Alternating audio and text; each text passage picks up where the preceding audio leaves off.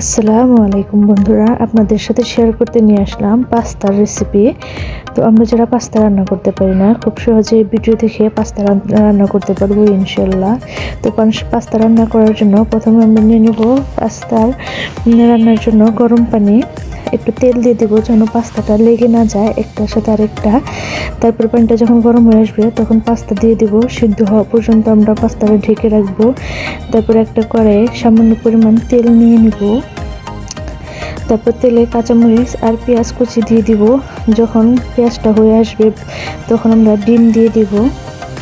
সামান্য পরিমাণে একটু স্বাদের জন্য লবণ দিয়ে দিব। লবণ দিয়ে আমরা আগে থেকে করে রাখা টমেটো কুচি, একটু হলুদ দিয়ে দিব। হলুদ দিলে কি সুন্দর কালারটা আসবে। হলুদ দেওয়ার পরে আমরা টমেটো কুচি দিয়ে দেব। টমেটো কুচিটা যখন সিদ্ধ হয়ে আসবে তখন আমরা পাস্তাটা দিয়ে দেব।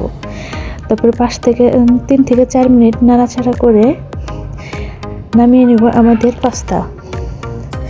তো বন্ধুরা, যদি আমার ভিডিওটা ভালো লেগে থাকে তাহলে অবশ্যই লাইক, কমেন্ট, সাবস্ক্রাইব করে পাশে থাকার জন্য অনুরোধ করলাম। আপনারা সকলে ভালো থাকবেন। আল্লাহ হাফেজ।